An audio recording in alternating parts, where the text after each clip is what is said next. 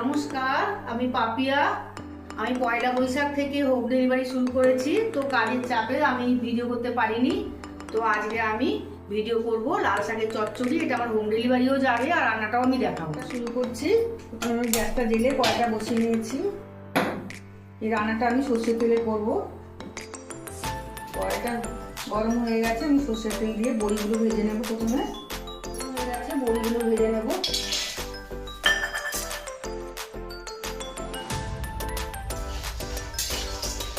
বড়িগুলো ভাজা হয়ে গেছে। এই তেলের মধ্যে আর একটু তেল দিয়ে দেবো, কারণ আমার 20 জনের মতন আর 5টা তরকারি রান্না হবে। তিনটে শুকনো লঙ্কা আর কালো জিরে ফোড়ন দিয়ে দেবো। আলু বড়ি, আলু বেগুন দিয়ে সবজিটা রান্না করবো। আমি আলুগুলো প্রথমে দিয়ে দেবো।